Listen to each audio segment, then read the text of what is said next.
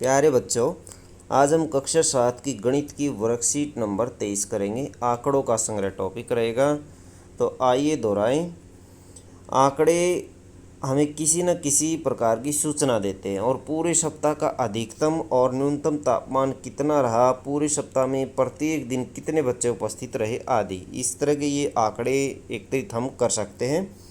अब यदि हम अपने मित्रों की रुचि किसी भी विषय में, उनके अंक, उनके पसंदीदा पोशाक, प्रिय खेल या किसी महीने में उनका जन्मदिन आता है तो जानना चाहते हैं, तो हम अपनी ज़रूरत अनुसार विशेष जानकारी के लिए आंकड़ों का संग्रह करते हैं।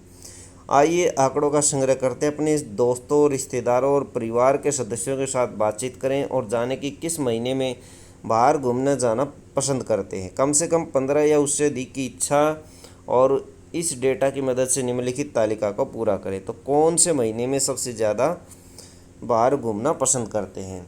जनवरी महीने मान लीजिए 4 सदस्य घूमना पसंद करते हैं। फरवरी महीने में मान लीजिए 10 सदस्य घूमना पसंद करें। मार्च में मान लीजिए 15 सदस्य घूमना पसंद करते हैं।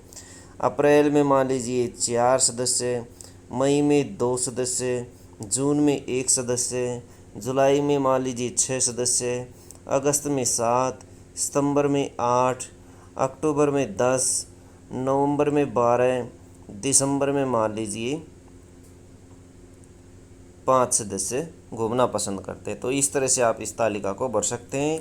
ये वैसे मैंने अपने अनुसार भर दी है, आप भी अपने अनुसार इसको भर सकते हैं। तो इसको फिल कर लीजिए तालिका को। उसके बाद देखिए,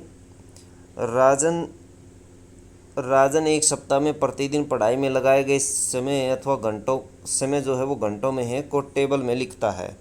तो सोमवार को 5 घंटे राजन पढ़ता है और मंगलवार को 6 घंटे, बुधवार को 7, गुरुवार को 5, शुक्रवार को 4, शनिवार को 3, रविवार को 2 घंटे पढ़ाई करता है। अब कुछ क्वेश्चनों के आंसर दीजिए। राजन द्वारा एक सप्ताह में प्रतिदिन पढ़ाई में लगाए गए समय घंटों का औसत निकालिए। औसत निकालने का सूत्र कुल घंटे जोड़ लीजिए और दिनों की संख्या से भाग कर दीजिए। तो हम सभी घंटों को जोड़ लेते हैं।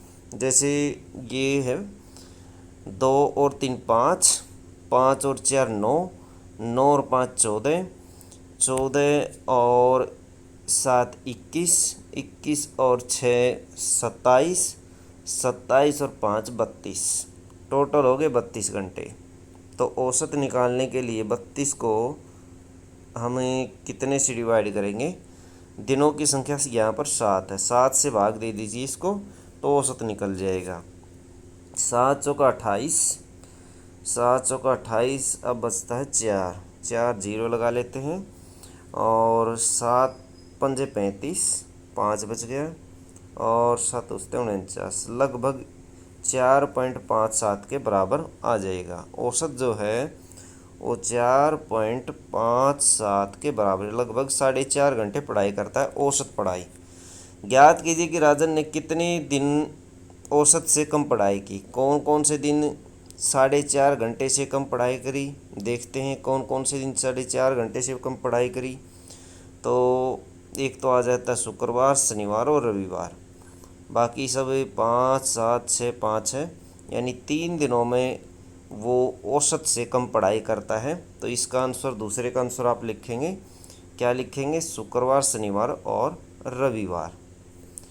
अब देखिए लेफ्ट साइड में ये क्वेश्चन दिए गए हैं। आपके स्कूल के 10 अध्यापकों की वर्षों में आयु इस प्रकार दी गई है: 24, 29, 34, 38, 49, 58, 49, 52, 30 और 42। सबसे बड़ी उम्र वाले अध्यापक की आयु क्या है? तो सबसे बड़ी आयु इसमें छांटिए कौन सी है? तो 58 सबसे बड़ी है, 58 सबसे बड़ी है।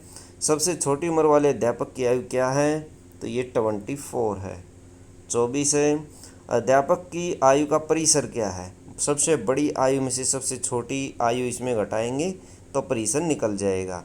तो 58 में से 24 घटा लीजिए, 8 में से 4 गया 4 और 5 में से 2 गया 3, तो 34 इसका आंसर आ जाएगा, परिसर आ जाएगा। तो इस तरह से आप ये परिसर ज्ञात कर सकते हैं।